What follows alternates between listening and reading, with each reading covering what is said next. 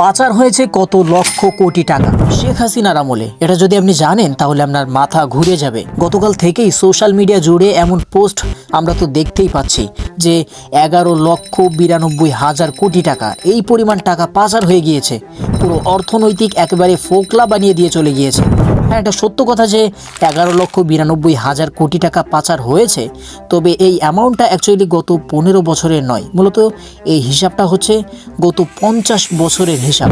মানে স্বাধীনতার পরবর্তীকালীন সময়ে 50 বছরে এই পরিমাণ টাকা পাচার হয়েছে, যেটা 2024-এ একটা রিপোর্টসে উঠে আসে। তবে হ্যাঁ, এটাও সত্য যে 11,92,000 কোটি টাকার মধ্যে ম্যাক্সিমাম টাকা পাচার হয়েছে শেখ হাসিনা সরকারের আমলে। 2019 সালের একটা রিপোর্টে জানা যায় 10 বছরে অর্থাৎ 2010 থেকে নিয়ে 2019 সালের মধ্যে বাংলাদেশ থেকে প্রায় 5,30,000 কোটি টাকা পাচার হয়েছে, যেটা ওই সময়কালের জাতীয় বাজেটের চাইতেও বেশি ছিল।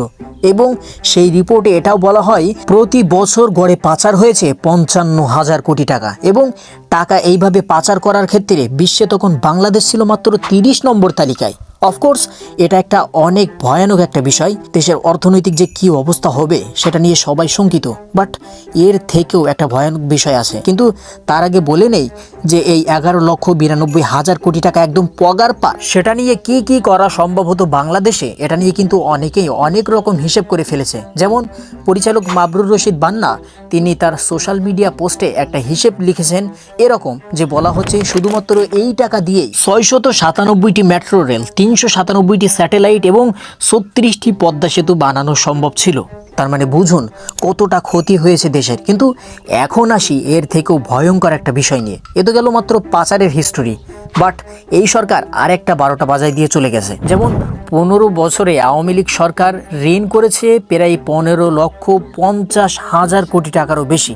আজকে একটা রিপোর্টে সেটা নিয়ে উঠে আসে এবং সেখানে বলা হয় দেশি ও বিদেশি উৎস থেকে নেওয়া 18,35,000 কোটি টাকার সরকারি ঋণ রেখে দেশ থেকে পলায়ন করেছে শেখ হাসিনা। এবং অর্থ মন্ত্রণালয়ের তথ্য অনুযায়ী 2019 সালে শেখ হাসিনা যখন ক্ষমতা গ্রহণ করেন তখন ঋণ ছিল মাত্র 2,76,830 কোটি টাকা।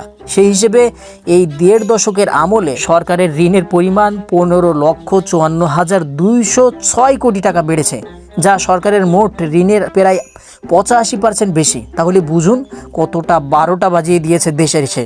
তবে এখানে একটা আশার আলো আছে, সেটা হচ্ছে সরকার পতনের পরপরই গতকাল আমরা দেখছি সারপ্রাইজিংলি কাঁচা বাজারে দ্রব্যমূল্যের অনেক কিছুর দাম কমেছে। যেসব সবজির দাম ছিল 80 টাকা, 100 টাকা, সেগুলো 40 টাকা, 50 টাকা, এমনকি 30 টাকা হয়ে গিয়েছে। শুধু তাই নয়, এক সালমান এফ রহমান, এই মানুষটা না থাকায় ঢাকা স্টক একেবারে এক্সচেঞ্জ, যে শেয়ার বাজার একদম ধসে গিয়েছিল সেটা আবার চাঙ্গা হয়েছে। এবং রিপোর্ট মোতাবেক মাত্র একদিনেই শেয়ার বাজারের মূলধন বেড়েছে প্রায় 18,000 কোটি টাকা। যা ক্ষতি হওয়ার সেটা তো করেই দিয়েছে। এখন এটা নিয়ে এত হাহুতাশ করলেও কিছু ফিরে আসবে না। তবে এখন দেখার বিষয় সামনে যারা আসছে তারা কতটা সেটা পুষিয়ে নিতে পারে, এবং আমাদেরকে এ বিষয়ে বেশ সতর্ক হতে হবে। কিন্তু ভিডিওটা যদি আপনার কাছে একটু ইনফরমেটিভ লাগে তাহলে অবশ্যই সকলের কাছে শেয়ার করে দিন, যাতে সবাই এ বিষয়ে সচেতন হতে পারে। আলবিদা, ইনশাল্লাহ দেখা হবে অন্য কোনো ভিডিও নিয়ে।